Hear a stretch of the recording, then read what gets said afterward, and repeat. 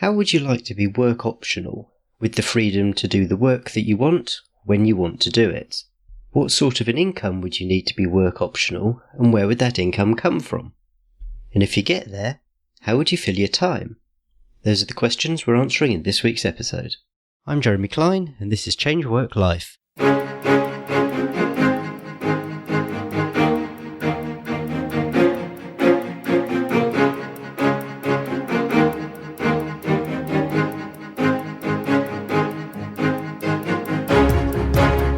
Hello and welcome to Change Work Life, the podcast where we're all about beating the Sunday evening blues and enjoying Mondays again. If you want to know how you can enjoy a more satisfying and fulfilling working life, you're in the right place. For many of you, financial independence is probably synonymous with retirement. By the time you get to, say, your mid-60s, you'll hopefully have built up a pension pot which you can use to fund your retirement without the need for a job. But do you have to wait that long? Can you achieve financial independence and retire earlier, maybe much earlier, than normal retirement age? And if so, how? Well, that's exactly what my guest this week has done. Barney Whiter paid off his mortgage at the age of 32 and then quit his job at the age of 43 when he'd built up an investment portfolio big enough not to need to work anymore. And he did this while supporting a family with 3 children. He now runs The Escape Artist at theescapeartist.me, where he publishes articles about how you can do this too. Barney, welcome to the podcast. Jeremy, hi. Thanks for having me. So better start with the quick disclaimer, as we are going to be talking about financial stuff. This podcast does not constitute financial advice to anyone listening. I'm certainly not a financial advisor, Barney. I don't think you're a financial advisor either. But anyway, this is for education and entertainment purposes only. So now that's out of the way. So Barney, I gather it's been about 8 years, give or take, since you quit your job. So tell me what life looks like for you now. So life for me now is more balanced than it was. So I spend a lot of time in the gym. I'm kind of a bit of a health maximalist these days. So I'm putting my health first, and then I'm able to do enough work to kind of keep me out of mischief and occupied and engaged. And I've got, as you mentioned, 3 children, and they're still at the age where they want picking up from stations at sort of ridiculous times of night. So I guess I'm living a much more balanced life than I was 8 years ago when it was work. And if I understood rightly, there is still a work element as such for you. Yeah, so I do. As you mentioned, I write. So I write The Escape Artist, and I do financial coaching for people. And I do a little bit of consulting work, some corporate finance advisory, which used to be my day job. What was it that got you into this whole thing? I mean, when did you kind of decide, oh, there's this thing I could retire early, I'm going to aim for that? I stumbled across the Mr. Money Moustache blog, which I found via a UK blog called Monevator. And that was kind of in 2013. And those 2 blogs were talking about financial independence and how much you need not to work again, etc. And I realized that everything they were talking about was what I'd done myself for the 15 or so years prior to that. And so that's when I kind of realized, financial independence was a thing, was a movement, was this sort of set of principles. But I guess, what, if you want to ask the question of what set me on that path, that would take me like way back to like 1981, when my parents kind of got into a bit of trouble because they just moved house and bought the biggest house they possibly could. And they leveraged themselves up to the eyeballs with the biggest mortgage they could get. And then that same year, interest rates went to 17%. So that was a bit awkward, and they had to tighten the belt significantly. And it was fine as it turned out. We kind of got through it, but it was a bit of a nasty moment. And I took from that time the message that being in debt was scary. Ultimately, you can lose your home, you lose your house, become homeless. And that kind of fear sort of stayed with me, and it kind of spurred me on. And so whilst everyone else was, spending their money as soon as they got it when they were young, I was like, yeah, I don't think I want to be in debt. And I think I want to build up a safety cushion. And so that's kind of how I got started on the path back in the day. So you described the movement, the financial independence movement, which I gather is also sometimes called the FIRE movement, so financial independence, retire early. Can you summarize, what it means? What's the philosophy behind the movement? Yeah, well, everyone's got a different take on it. My take is that financial independence is the situation where work is optional for you. So you can therefore choose whether to work or not. And if so, what sort of work you do, how much work you do, what people you work with, what projects you take on, etc. Then you've got the RE bit, which is retire early. I mean, I personally don't frame it that way myself. I focus on the FI rather than the RE. And so that's essentially what FIRE is. And the way I think about it in terms of like, how do you get there? Well, there's 4 pillars to financial independence and of pursuing financial independence. So 1 is earn more money. 2 is spend less money. 3 is invest the difference wisely. And 4 is know how much is enough. And so it's kind of like personal finance extreme is how I think about it. So it's like the special forces approach to personal finance. Okay, well, we'll definitely come on to those 4 pillars. I think probably one of the most important things I heard you say then was about work being optional. So this isn't necessarily about never working again and spending the next 40 years lying on the beach, which frankly sounds pretty dull, but it's about having the choice, having the option whether or not you work and what work you do. Yeah. So when I quit, I had no plan. I didn't have a new life lined up to replace my old one. And so it kind of was a bit like retiring, where you go from full-time job to nothing. That's not what I suggest most people do. It's what I did myself, but it's not what I suggest most people do because, as it turns out, work provides a bunch of useful things to us over and above just money. So, what does work provide for most people?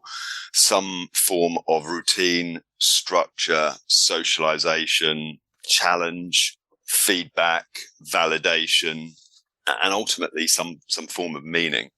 And so I think it's hard to just kind of rip that up without having an idea of what you're moving towards, as opposed to just what you're moving away from. I'd like to look at this through the means of a case study, and it's a case study which listeners may well be familiar with because I've used it a few times in the past. So I've got my character Tom, who's a 37-year-old lawyer. He's married to Suzanne, and they've got a 2-year-old daughter.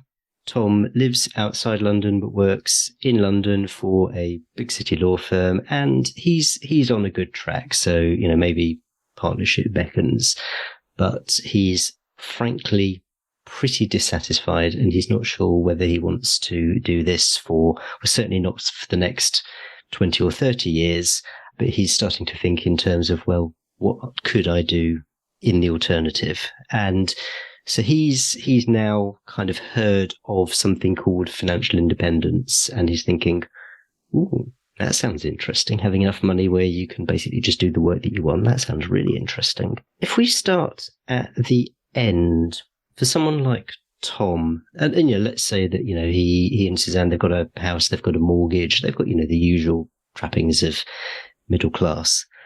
Once Tom has, quotes, achieved, quotes, financial independence, and we can talk about what that means. And I'm sure the answer to this question is it depends, but what might it look like in terms of the assets he has, the expenditure he has, the income he has, all that kind of thing? Well, in terms of, okay, well, let's use an example with some very round numbers. So let's say he manages to clear down his mortgage, and let's say he's got investments across the whole net worth, financial net worth across the board, pension, ISA, and all the rest, and other savings accounts, etc., of £1 million, which for lawyers in London is doable, eminently doable. And the way those kind of numbers would look is that if you had a pot of £1 million, the concept of the safe withdrawal rate suggests that you can spend a proportion of that every year and never run out of money.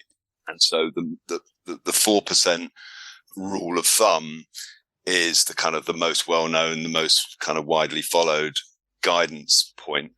And so in that scenario, you could spend £40,000 per year in year one. That's 4% of the million pot. And that would increase, you could increase that with inflation over time. And that's almost certainly enough never to run out of money, even if you do never another day's work in Tom's life. And so that's kind of financially what it might look like. And you can scale those numbers up and you can scale those numbers down. And so, let's say that they didn't need £40,000 a year to live on. Let's say they only needed £20,000 to live on. Well, that's great. That means that the pot required is only £500,000, not £1 million. And so those numbers can kind of be scaled up. It depends on your required level of spending. So the way I kind of put this is financial independence is like getting to financial independence is like running a marathon, but it's a marathon where you can bring the finishing line closer by reducing your lifestyle burn, by reducing your recurring cost base. And so, it doesn't matter how much you earn. Like there's plenty of lawyers in London that earn, £1 million a year. But if you're spending it and you're not saving as much as possible, then you're not accumulating the pot and you'll always be on that treadmill. And so that's kind of pillar number 2 of financial independence, which is spend less. And so the less that you need to spend, the easier it is to get to financial independence. When you talk about this pot, and leaving aside what it's in, whether it's pensions, ISAs or whatever, are you basically just talking about a portfolio of investments of the like which a financial advisor might recommend? So a mixture of funds, equities, bonds, gilts, all the usual sort of stuff. It's nothing particularly whizzy or high risk. Yeah. So essentially the way I look at the world is you've got the engine of your portfolio, which is, for me, it's equities. So that's investments in the stock market. And the simplest way to do that is like a broad-based global low-cost index tracker fund. And so that's the kind of cornerstone of my portfolio. And you can make investing very, very simple. Now, a lot of people overcomplicate it and they make it very, very difficult. But essentially, all you need is a global equities low-cost tracker fund plus some element of shock absorber. So typically that's 3 to 6 months of cash in a bank account. Maybe you add some more bonds in there as well if you want additional kind of shock absorber and reduce the volatility in your portfolio. But that's it. That's all you kind of need in your portfolio to do this. And so, there's other ways to skin the cat. A lot of people in the FIRE movement are into real estate or property, and that's fine.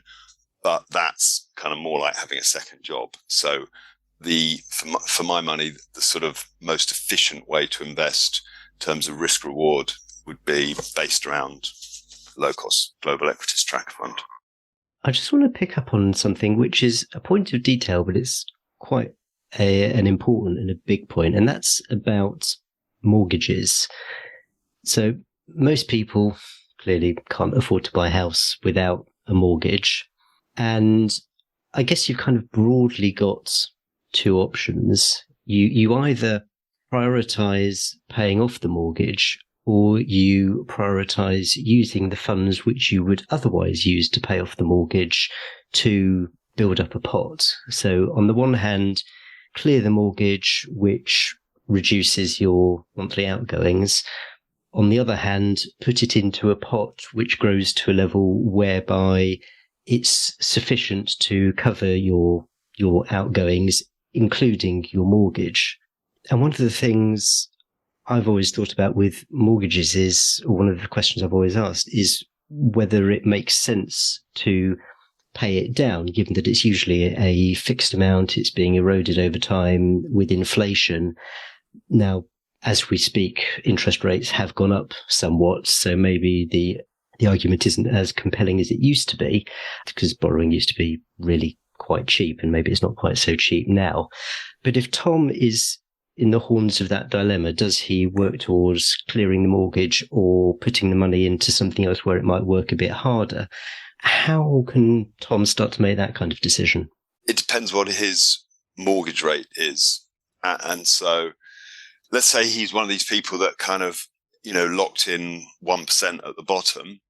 To my way of thinking, he'd be much better to make the minimum payments on the mortgage and put the money to work, put his surplus cash flow to work in the stock market, where, you might reasonably expect, I don't know, an 8% or maybe more annual average return versus, the cost of his mortgage, which might be, 1%, 1.5%. So which would you rather have?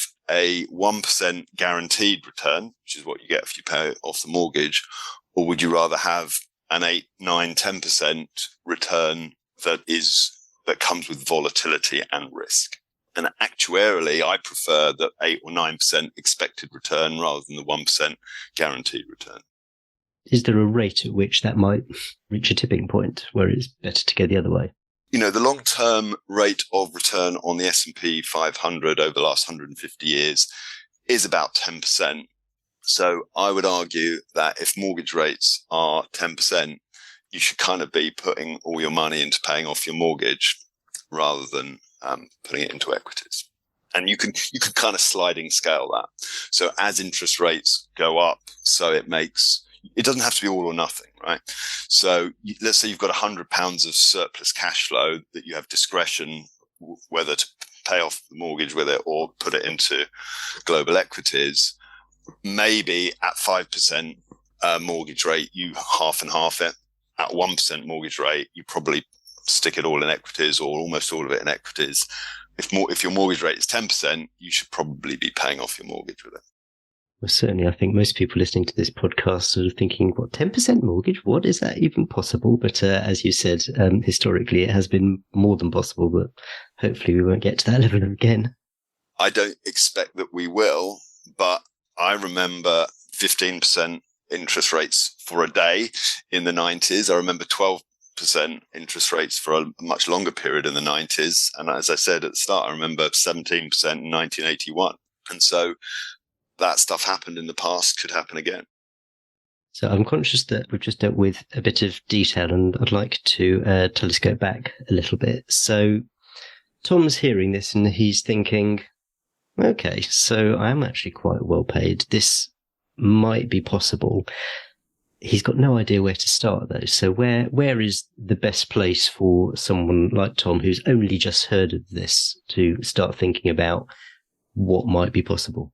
Well, he could read, there's a whole bunch of books that he could read. The two kind of classics, in my opinion, are number one, Your Money or Your Life, and number two, The Millionaire Next Door. And those would be two great starting points to immerse himself in the idea that this is possible.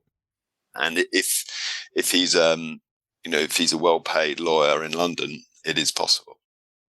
And practically, what's the first step for him? I mean, is it identifying his expenses? Is it figuring out an amount? What sort of practically can he do if he's starting to think down this path? Yeah. So, I mean, very, very tangibly and very practically, to get started, he could essentially probably take an axe to his expenditure.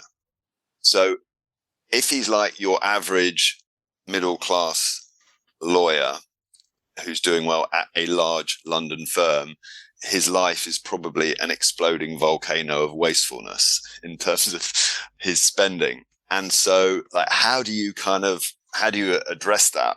Well, one way you could just address that is to track everything you spend for a period and bring conscious awareness to patterns of spending that have up to now been habitual or on autopilot.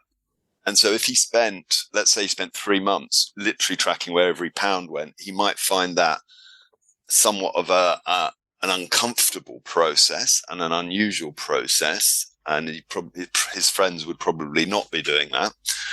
But I would suggest he would find that a very valuable process and a very eye-opening process.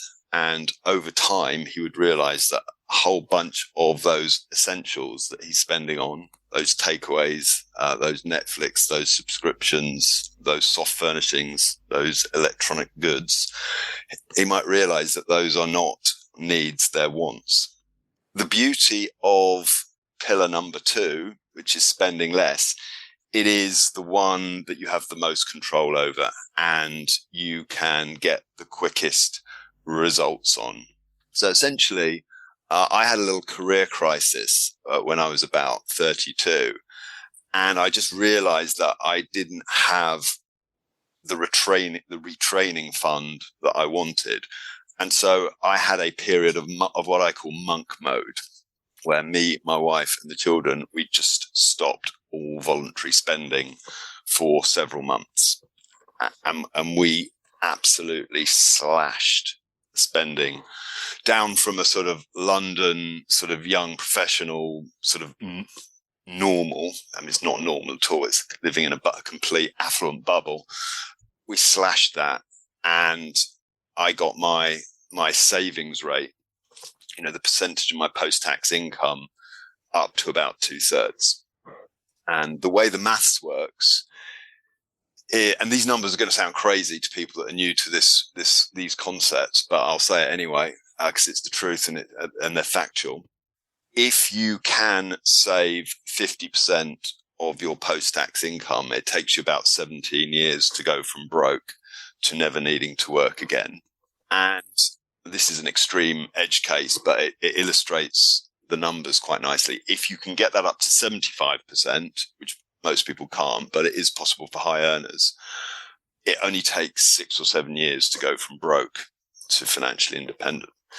And so that shows you how sensitive the maths is to your percentage savings rate. And that shows you the power of frugality. And that shows you the power of not spending money on autopilot, but, kind of treating your money like it's your blood. It's not something you want leaking out of your life unless there's a really, really good reason. I can hear in my mind Tom and Suzanne letting out rather heavy sighs of fear, perhaps melancholy, as they contemplate this joyless life where they're basically not allowed to spend any money other than on the essentials. And Suzanne now perceives that she's going to have to cook dinner from scratch using only the raw ingredients, nothing pre-prepared, because it's cheaper from the starts. And them going, what's the point? What's the point in being miserable in this kind of lifestyle just for the point of saving money in the future? Help them out here. It's like, which path of pain do you want to take? Because the pain that the path that Tom is currently on is not a pain-free life. I mean, it really, really, really is not. So the hours that a 37-year, so if you're 37, you're either a new partner at a big law firm or you're senior associate just trying to break into the partnership, and you'll be working brutal hours, absolutely brutal hours. And so, to be honest, Tom shouldn't have much time for spending. Other people in his family might be doing his spending for him, but he will be, too consumed by work.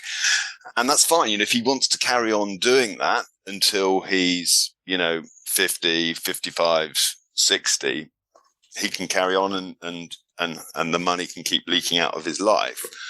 But I mean, I used to work with a lot of those lawyers, and the price that they pay in terms of their health is savage. And so I'm not saying, this is some sort of magic wand, this is some, easy solution, but I think it's the better route. And I think that, you gave the example of having to cook for yourself. I bring you back to what I said earlier on, which is I'm a health maximalist. I want to cook for myself. I want to eat real food made from real ingredients. I don't trust restaurant food anymore. I don't trust processed food anymore. I don't want to put that stuff inside of me. And so the more you kind of drill into this, the more that you realize is that, there's a lot of philosophy and there's a lot of thinking that you have to do about what's important to you. And because it all boils down to your values and the trade-offs that you're prepared to make. And so for me, my highest value is freedom. And I'm prepared to put up with a lot. I'm prepared to, I was prepared to cut my spending and work long hours, etc., for a long time, because I put such a high value on freedom. So, is this path for everyone? No, it's not for everyone. And I think the biggest issue that Tom is going to have is his social milieu, his peer group. And so when you've spent as much time with lawyers as I have, you know that the law is not just a job. It becomes the identity of the people in it, and it's a gigantic status hierarchy. So every law firm is a status hierarchy. It's a pyramid with the senior partner at the top and the sort of graduate intake at the bottom. And it funnels up to a narrow point at the top, and it's up or out, essentially. And so there's no easy options there. If Tom is going to choose to pursue financial independence, he at some point he will be making a countercultural choice, a choice that, the other people in his social circle that's different from the other people in his social circle. And so at that point, he'll have to ask himself, well, do I have free will? Am I a free agent, or do I just do what everyone around me does because that's what people do? This is probably a mindset question as much as anything else.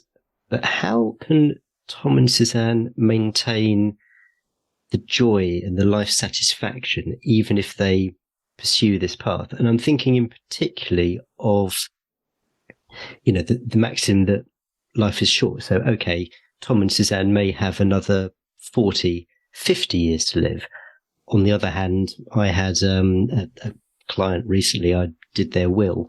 He had pancreatic cancer, and he, having just moved to the UK from abroad to take up the position of CEO of this company, a year later he got the diagnosis, and very shortly after that he died. And so people are going to think, well, okay, yes, I may well live until I'm 80, but on the other hand, I may drop dead when I'm 50, and not necessarily through overwork. So look at the stats. I mean, look at life expectancy in the West. Okay. The way the numbers work is if you make it through the infant stage and you don't manage to wrap your car around a lamppost, you're going to make it to 75, 80, so fine. You can, I understand the question because it's very hardwired within us based on our ancestral environment to kind of live for the moment and discount the future. That's what humans do. But just look at the stats. Like you are going to, you are almost certainly going to make it to 75 or 80. Now, I agree. I mean, if I had I quit my corporate job when I was 43, and I will concede it would have been somewhat ironic if I then dropped dead at 44, 45. That with hindsight would have turned out maybe to be a suboptimal life strategy. But look at the odds. You're probably going to make it to 80. But going back to, okay, yes, but there's got to be a way that you can still find enjoyment in this, even if it's a bit harder. I reject the idea that spending equals happiness. I reject the idea that spending equals enjoyment. Not true. Not even close. Not even close. When I look back at all of my greatest moments, my proudest achievements, I didn't have a credit card in one hand. I think this goes back to what you were talking about, intentionality, and looking at what you spend your money on, and only spending money on things which either are essential or which genuinely do bring you happiness. Yeah, I mean, like how, like I spend a lot of time around people like Tom, and the reality of what will bring meaning in his life probably would be his health, spending some time with his family, spending some time with his new son or daughter, maybe like a personal achievement like running a marathon, maybe a personal achievement like making partnership at his work. All of those things are free. They're all free. They don't cost money. We've talked about Tom's position as a lawyer in a city firm, and so a very well-paid job, it has to be said. What about, let's say that Tom, he's still interested in this, but he doesn't want to do this, really for the next 2 years. He wants to change jobs. So, maybe he changes to something which he finds much more fulfilling, much more satisfying, but he's paid a lot less. Or maybe we're talking about someone else who is working in the public sector and not earning as much, or is working for a charity, or is a nurse, or whatever it is, something where they love what they do, but they're not well paid. Is financial independence even possible for them? The less you earn, the more important the tools of financial independence are. So if you're low paid, is it more or less important to be sensible with your money, to be frugal with your money, to not waste your money, to not get caught up, competing with the Joneses, caught up in the trappings of consumerism? It's obviously much more important. So the sort of the non-consumerist mindset, which is kind of at the core of the ideas of FIRE, is even more important the less you earn. That's point one. I mean, point two, like you raised a really good point there about, but is there a different kind of, is there a sort of happy middle ground? Is there some sort of downshifting option for Tom? And you're absolutely right to ask that question, because if the framing is a binary framing, it's all or nothing, then that might be somewhat kind of discouraging for Tom in your example, because let's say he's got to do, 10 years of what he perceives to be extreme frugality. So that's not for everyone.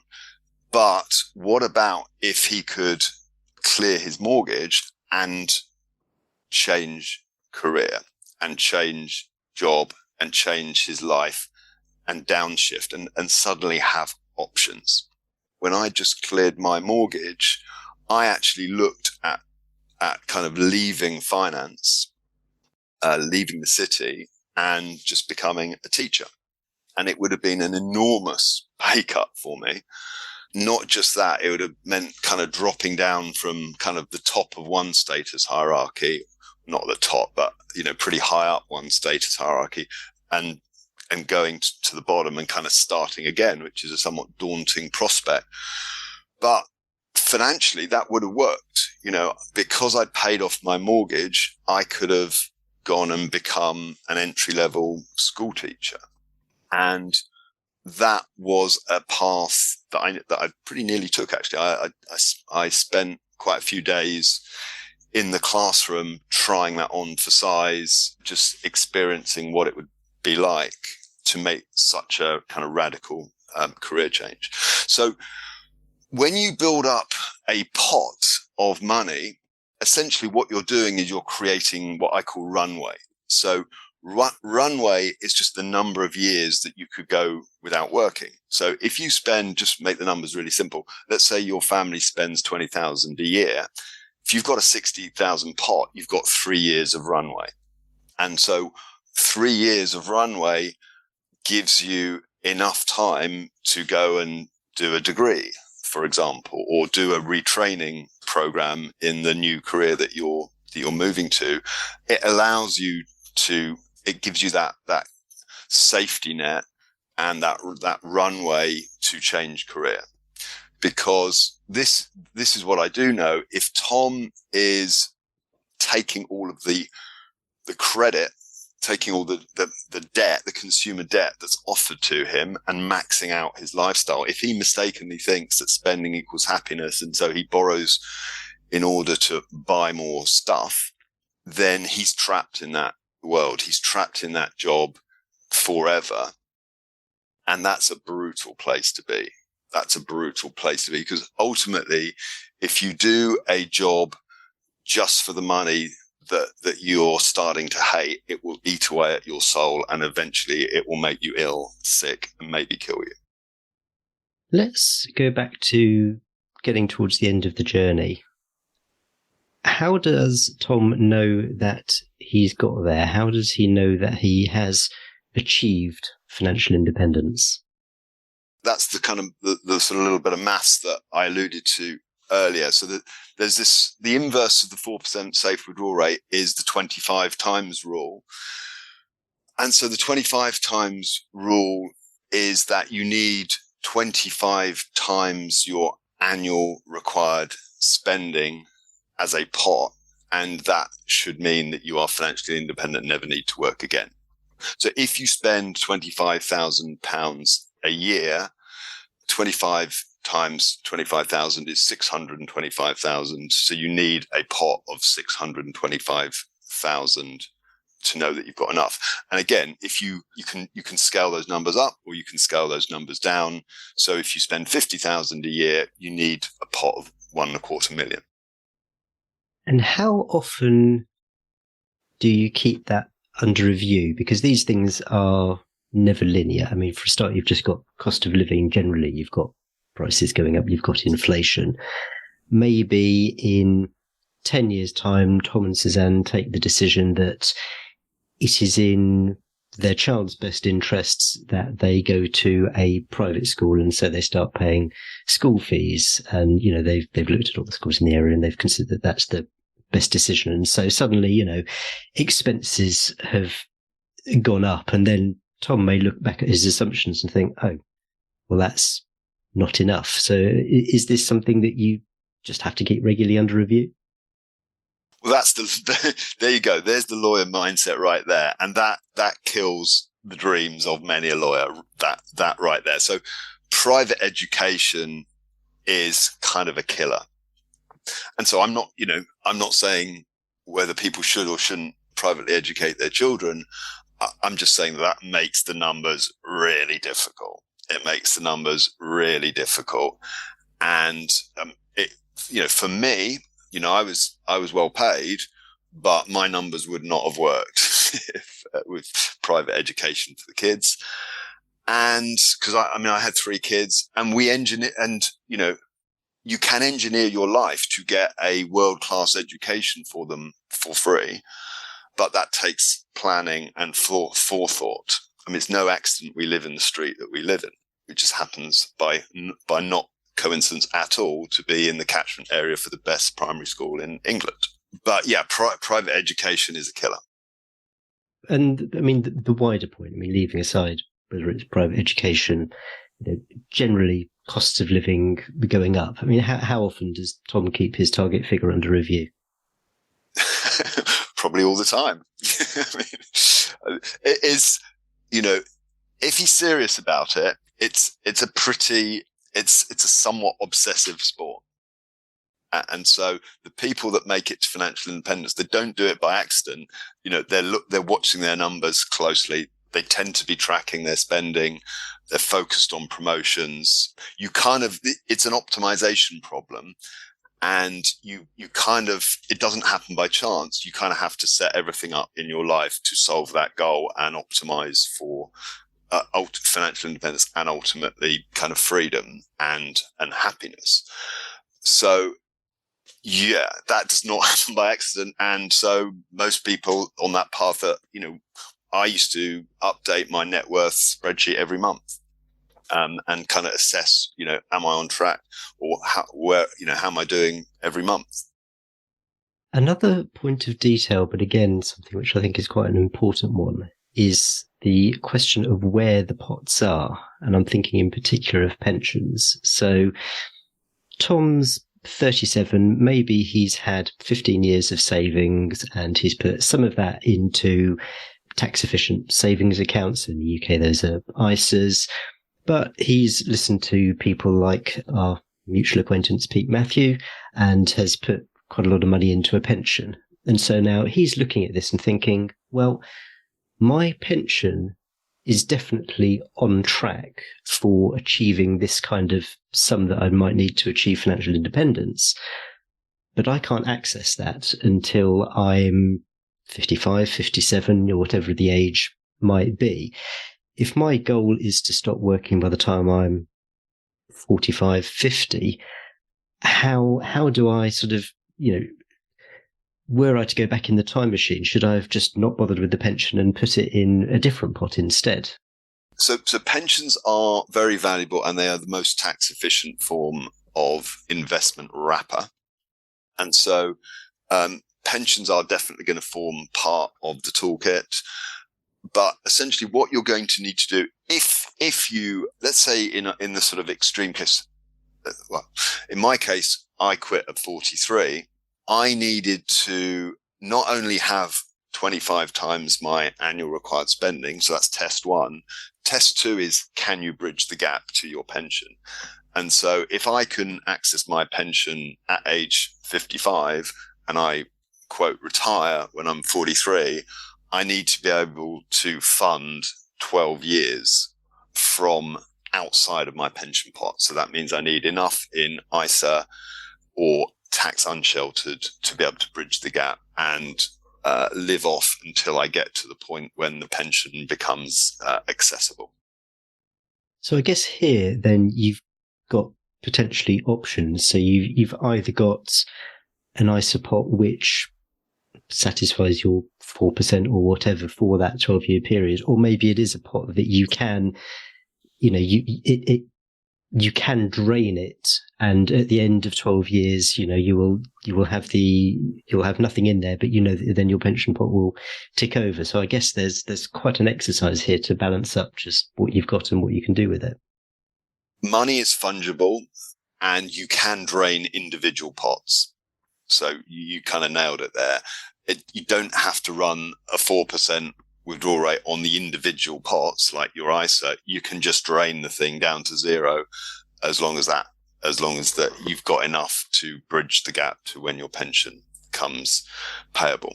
And then you've got state pension, and then you've got any additional income that you choose to bring in by doing some work post financial independence.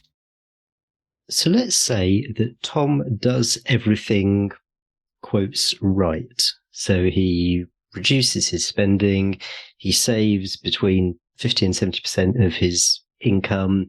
And so, he's done everything which via common sense suggests that he should be doing in order to achieve financial independence. What are the risks? Where can it go wrong? I don't think it can go wrong, in the sense that having a big pot of money is always a good thing. So let's say he, accumulates this big freedom fund. Well, to me, that's an unambiguous positive. Now, that doesn't compel him to quit his job. He can continue, if he wants to stay at the law firm, great. If he wants to go and become a school teacher, great. If he has some other sort of idea for what he wants to do with his life, that's great. It's always better to have a pot of money it's just always better to have a pot of money. No one's ever been able to persuade me that it's better to be poor than rich. Okay, so accepting that, but if he's kind of getting to a stage where he wants to put a certain amount of reliance on this, so maybe his perfect lifestyle is traveling for 6 months of the year or whatever and not earning an income during that time, and he's comfortable on the assumptions that he's made that his pot will be big enough to fund that sort of lifestyle. But then, I don't know, you get a stock market crash, you get a rise of living, a cost of living crisis, something like that. So are those things real risks, or are they just things that happen? Are they things that Tom can protect himself against? Yeah, so they're real risks, but they're all kind of priced in to the concept of the safe withdrawal rate.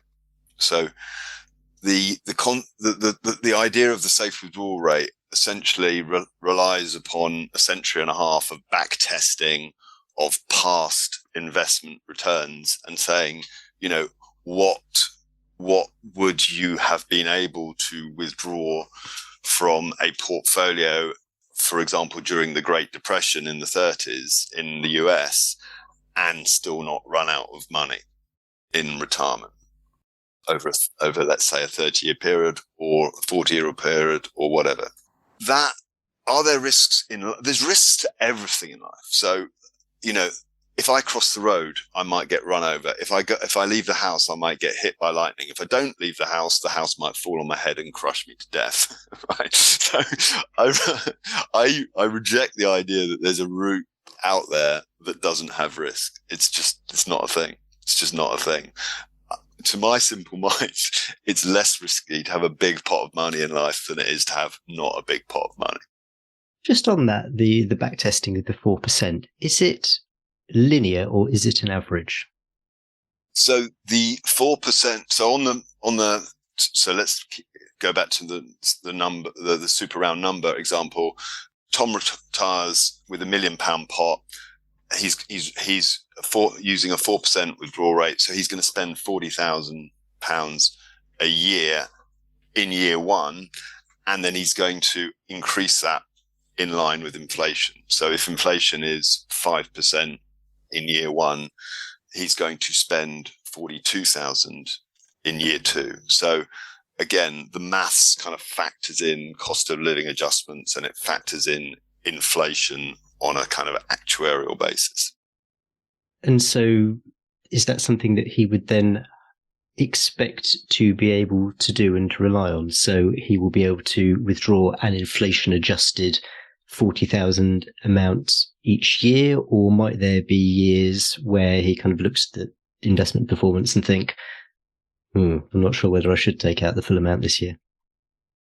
He should be, based on the historical back testing, he should be able to weather. So if he's running the 4% withdrawal rate, then the kind of classic landmark study on this is the Trinity study that was as updated. And in that, the survival rate for a 50-50 portfolio, 50% equities, 50% bonds, was 96%.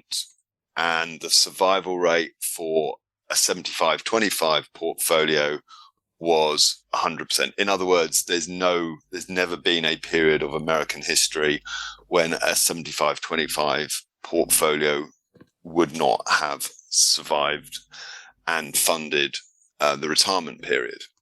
A lot of back testing's been done to get to that what looks like a very crude sort of rule of thumb number. But to your point, would it feel very comfortable if, because the history does not determine the future, right? So the past may not give 100% guarantee to the future. What doesn't give 100% guarantee to the future? So Tom might choose to dial down his spending and maybe go out and do some part-time work in order to flex his numbers and in order to give himself more margin of safety. And that's, an entirely kind of reasonable and normal thing to do. So let's say someone quit at the start of 2022, essentially they would have been quitting the global stock market peaked, I think, on the 3rd of January or 4th of January, 2022. So if that's when they quit work, they're quitting right at the top. And so there's this kind of concern that, was the stock market artificially high? Am I spending too much? Am I at risk of what's called sequence of returns risk, where you essentially have to sell too many units in the early years to fund your lifestyle? How do you mitigate that? By dialing down your spending, or by dialing up, your other sources of income, or by changing your asset allocation. So there's lots of ways that you can kind of adjust the dials to further mitigate sequence of returns risks and essentially investment performance risk. It's been clear from our conversation that this is a very involved lifestyle should you wish to pursue it. There's a lot to think about, potentially a lot of changes to make, a lot of self-reflection on what you want, a lot of work on your own finances, that kind of thing. If someone's, assessing whether or not this is for them, are there any indicators as to whether someone is particularly well suited to pursuing this, or counter to that, someone who's not particularly well suited to it? That's a great question. Essentially, the type of person that is suited to this is somewhat independently minded, possibly somewhat bloody minded, possibly somewhat of an introvert. In other words, someone that doesn't feel the need to be always doing what their peer group is doing, doesn't always feel the need to be kind of out with other people doing what society deems is normal for high income people, i.e. spending money. So yeah, there's definitely financial independence definitely attracts people of kind of above average intelligence, above average income, above average kind of resilience, stickability, if that's even a word, and people that are kind of thoughtful, what is my highest value? What are the trade-offs that I want to make in life in order to optimize, for the one life I have? That goes back to what you were saying about it being a countercultural choice. Really, it's not doing what everyone else is doing. The world is set up to get people to spend their money. I mean, that's how the entire shebang is set up. That is every time you walk, if you just walk through central London, how many adverts are you going to see? In every shop window, every billboard, signs everywhere, outdoor advertising everywhere. You look down at your phone, at YouTube, whatever, ads come in between the songs. We're bombarded with marketing messages. And so for you to put that aside and tune all of that out, that's a countercultural thing. Now, everyone thinks that they're resistant to advertising, but they're not. It's ridiculous. It's ridiculous to think that. Companies not spending billions and billions of dollars on advertising, marketing, just because they're kind and they want to keep marketing people in work. They're doing it because it works. And so, yeah, you're going to have to turn off autopilot, become intentional, and decide what's really important to you. I only want to touch on this briefly because I'm sure we could probably go on for another hour if we went into depth on this. And I've also got a podcast podcast episode, which is all about discussing changes with one's spouse or significant other. Because Tom may start diving into this. He may start listening to the podcast. He may sign up for your email newsletter, and he's starting to get quite enthusiastic about this. And then he has a conversation with Suzanne. Already, he's 10 pages ahead of her. And Suzanne looks at him and thinks that he is absolutely mad. There is no way that she's interested in this. Of the people who you've worked with, how have, if you've come across it, how have people successfully navigated that? You can't not come across it. That's not a thing. That's just not a thing. So have I seen this before? Well, only on every single coaching client I've ever spoken to, which is hundreds and hundreds and hundreds of people. Yeah. So it's a really big deal. It's a really big deal. And so I still remember the conversation, uppercase the T, uppercase C. I remember the conversation with my wife when I said to her, do you know what? I think I've got enough and I think I'm going to quit.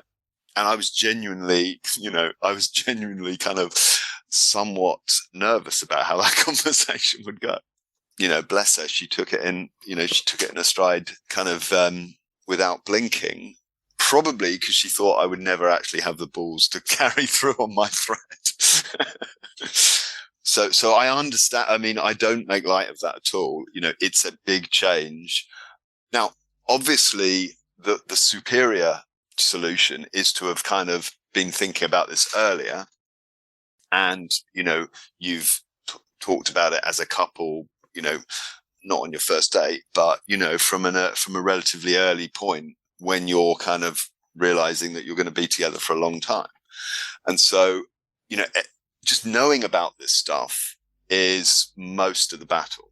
So if you know about these concepts and it's something that you're interested in, well, then knowledge is power, and you can be introducing, you can be having these discussions, introducing these concepts, talking about it with your other half, because that's utterly essential. I am a big fan of personal development and learning. So whether it's, podcasts, courses, coaching, that kind of thing. But I would imagine that this is an area where a criticism could be leveled that there are people who make more money from selling courses about how to achieve financial independence rather than actually achieving financial independence themselves.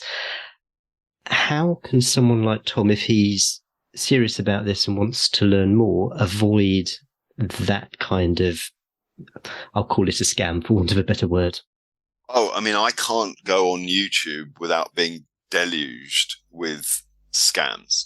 I mean, it's just like every single advert is, options trade your way to financial freedom, property trade your way to financial independence, buy my course, follow my proven track record for beating the market, and so on, and so on, and so on, and so on.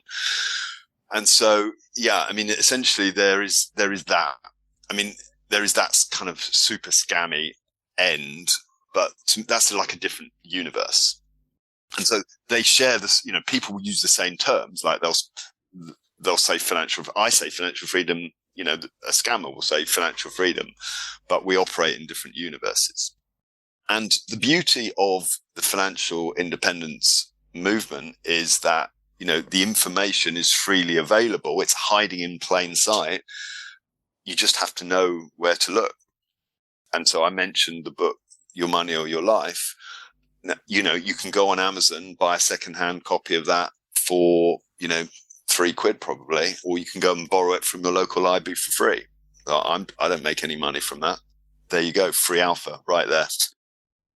If it has ever happened, I'm sure it's entirely unwarranted, but has anyone ever accused you of effectively being a scam artist in terms of what you're selling? All the time. And, dude, I write on the internet. That's a normal day. It's like someone telling me I'm a scammer. Yeah. So, yeah, one of the things about writing a blog and so back in 2002, FIRE kind of had a moment in 2018, 2019. And so there was a very, very strange period in my life where I appeared in all of the newspapers. I was on TV. I was on the radio, and as a result, I got my 15 minutes of fame, and it was brutal. I don't recommend it at all. So if you've ever been written up on the Daily Mail about this guy achieved financial independence and retired at 40, whatever, if you read the comments section, it's brutal. It's absolutely brutal. So yes, I have been accused of being a scammer 1 million times. Yeah, I question anyone who reads the comments section of an article on the Daily Mail website, but anyway, perhaps that's a different story. Before we finish, is there anything that we haven't covered that you kind of said, oh, but you haven't said this to Tom, or you haven't said that? Is there anything, any final thoughts which we should cover just before we wrap up? Well, here would be my kind of fun and non-threatening gateway into this world for Tom, right? Because we're recording this in the run up to Christmas, and one of my kind of favorite Christmas movies, not really a Christmas movie, but it's got a Christmassy vibe to it, is the movie Family Man. And I would recommend that Tom and Suzanne watch that film together over the holiday period. So I think it was made in 2000, if I'm right. It's got Nicolas Cage and Tia Leone who star in it. And it's just a wonderful, wonderful film about the two different lives that you could have. One, the kind of optimizing for status and work and position and seniority and the trappings, versus a more simple life, more family life, family orientated life, a more frugal life, a more intentional life. And that film just wonderfully, wonderfully, wonderfully illustrates the two different paths. So that would kind of be, that's kind of one of my favorite movies. And it's just a wonderful kind of, wonderful sort of movie for a couple like Tom and Susanna to watch. Barney, this has been an absolutely fantastic introduction to this whole concept of financial independence. So I'm very grateful for you coming on and sharing your knowledge. You've already mentioned a few books. You've just mentioned a film. Any other particularly valuable tools or resources which the listeners, if they're interested, might check out? There's just a ton of information out. So I mentioned Mr. Money Moustache blog, American but excellent. There's the Motivator blog in the UK, very, very good free resource on investing with a kind of financial independence tilt to it. My top 3 books are 1, Your Money or Your Life. Number 2 is The Millionaire Next Door. Number 3, I would put on there Atomic Habits, which is just the book that I wish I'd written. I mentioned, and then I mentioned the film. So you've got blogs, you've got books, you've got a film. What more do you want, guys? And if anyone wants to get hold of you, sign up for your email newsletter, get in contact, what's the best place that they can do that? My website is www.theescapeartist, all one word, .me. So www.theescapeartist.me. I'll put a link to that in the show notes. Barney, what more can I say other than thank you so much for coming on the podcast? My pleasure. Thanks for having me. Okay, hope you enjoyed that interview with Barney Whiter.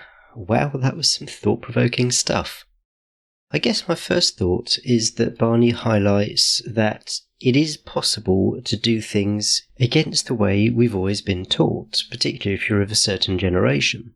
If I look at my parents and those other people that I was growing up with, certainly the adults that I was growing up with, I was brought up to believe that the way you did things was you got a job, you worked for 40 years, and then you retired.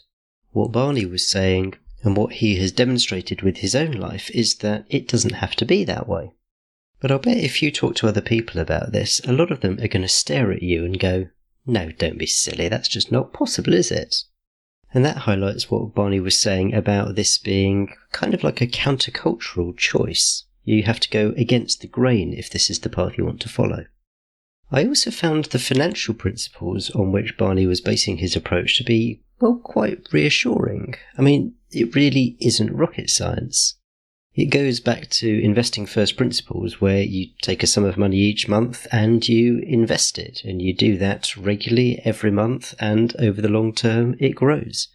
Now maybe if you do want to be in a position where you're work optional, you've got to do that to a certain extreme level where you put a significant proportion of your income in investments every month. But if you're not in a tremendous hurry, but you would like to build up a pot, be it for retirement or whatever, then it is quite a simple way of doing it. So a bit of a different approach. I'd love to hear from you. Let me know what you thought of Barney's approach. Let me know what you thought of the whole financial independence idea. I'd be really interested to know what you think, whether you think it's possible, whether it's something that you're interested in. Just drop me a line. You can use the contact form on my website. That's at changeworklife.com/contact. You'll find the show notes page for this episode on the website at changeworklife.com/152. That's changeworklife.com/152. And there you'll find the summary of everything we've talked about and links to the resources which Barney mentioned, as well as a full transcript. What Barney was talking about in this interview, or at least the end result of financial independence, is certainly quite seductive. But the question is it right for you? How would you feel about pursuing this as a, if you like, career option? Would you be happy going through the process? Would you be happy even if you got to the point where you were financially independent? As Barney said, this isn't a path for everyone, but you can do some work on yourself to figure out whether it might be for you. And if it is for you, how you can do it in a way which plays to your strengths and aligns with your own values. And that's something I can help you with. As part of my coaching, I can help you to figure out whether this really is a path that you'd like to follow. And if so, how you could put systems in place and how you could do it in a way which is true to you so that, frankly, you can't actually fail at it. If that sounds like it might be interesting, then take a look at changeworklife.com/coaching. That's changeworklife.com/coaching, where you can find out a bit more about what I do. And also you can book a free 30-minute introductory coaching call with me. That website again, that's changeworklife.com/coaching. In 2 weeks' time, I'll have another great interview for you, so make sure you have subscribed to the show. In Apple Podcasts, there should be a little plus button, or whichever podcast app you use, there's going to be some way of subscribing to the show, so make sure you do that so you never miss an episode, and I can't wait to see you in 2 weeks' time. Cheers.